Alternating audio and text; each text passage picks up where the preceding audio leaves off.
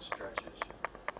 But happy with the win, you know, against a team that they're hard to play against. I mean, number 3 is Adams is a slippery guy. We knew going in.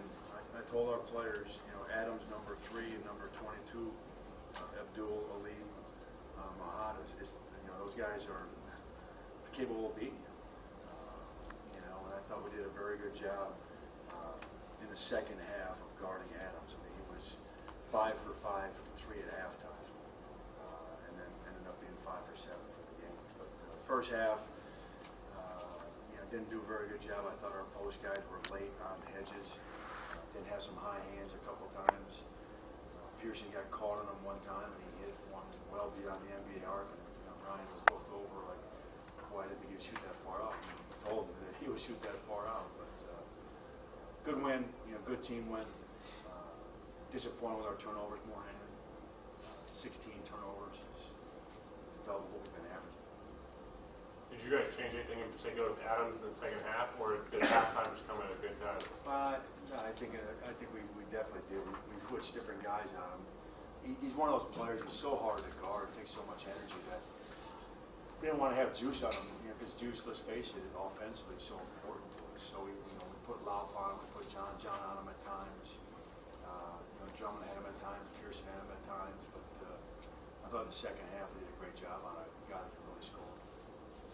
Talk about Jordan had a couple of nice plays that won't show up in a box score that led to some points there at the end. I love him. He's maybe the toughest kid I've been around. He's the ultimate team guy. He's our glue guy.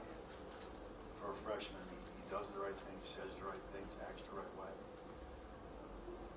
Just glad to get a chance to coach him for 4 years. I think in one first half stretch when he was on the court, he played 3 different positions in addition to guarding their point guard. Yeah, he's playing the 2, 3, and the 4 for us. And now at the 4, he's going to remember to take the ball in the bounds in the first half. So we'll work on that. Educate me. Is that a 2-3, a traditional 2-3 they were No, on? it's a 3-2 matchup zone. Familiar with it? Boston College ran it. We did a very good job of I think, shredding it there. Here we didn't have enough movement. I thought we stood. You know, Spoon, you know, had 4 turnovers at halftime. Pearson had a couple of turnovers. We just stood against, you know, that type of matchup. I believe you don't run zone offense. You run man stuff, particularly our motion offense, without screens. You know, against man-to-man or motions, a lot of screens, a lot of movement. Against a zone, we want a lot of cuts, a lot of random high post flashes, and we stood too much. Disappointed with that at halftime. We corrected it. I thought in the second half we, you know, moved it much better. We got chances to get the ball into Nathan Booth a lot more in the second half, which we need to do. It's early in the year yet. You have a lot of guys, and some guys that didn't play last year in games or in practice, so your team's familiar with them. But in game-type conditions, will it take a little bit of time? Are you seeing progress to where they're going to be in January? We're seeing progress, but I thought tonight we took a little bit of this. You know, we played much better against Boston College, but obviously a bigger name, and they're a lot more excited to play against Boston College than Florida A&M, and we need to correct that. We got to be excited to play every game. But I don't think our guys weren't ready. I think a couple of guys didn't play well for whatever reason. We got to get our minds right every game. But I did not like how we started the game at all.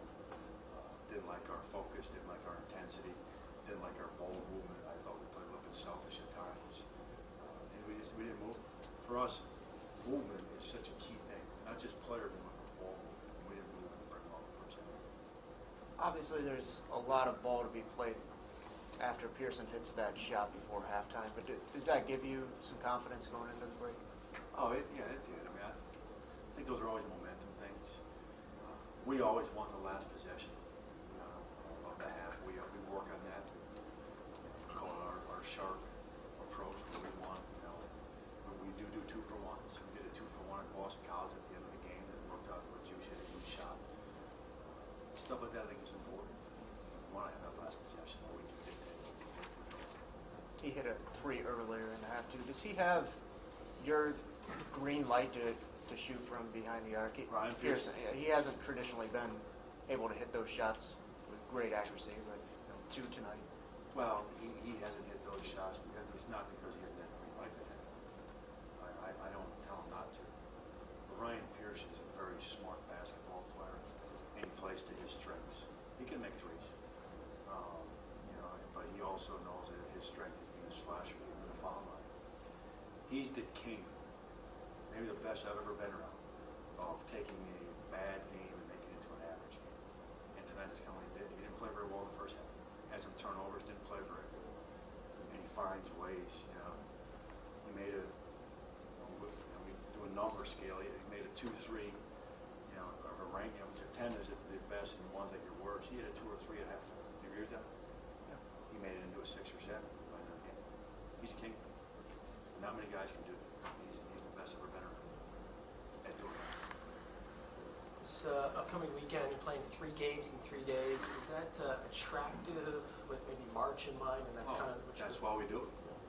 You know, we play in these tournaments, and I like the idea of playing 3 games in 3 days. That's what we're going to do when you win a championship. This is a great test for us.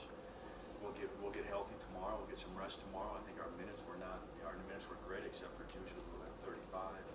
Other than that, they were, you know, right where they needed to be. Booth maybe played 2 minutes too much, and probably should have got Zach in a little more. But yeah, Stony Brook's a really good team. A really good team. You're going to see two ranked mid-major teams. The Bulls. Stony Brook's very good. We think Toledo's very good too. So it'll be a fun game. One game at a time. Is Louth where you want him minute-wise, or do you feel like he might have earned a few minutes tonight? Well, I think it goes game by game. You know, he's a very good player. So is Ryan Pearson. So is Justin Drum. Be a lot of good wing players. So you know, he played solid minutes for us. It's not necessarily about how many minutes he played, but it's his production. And you know what? You ask him, he can care less. All he wants to do is win. All set?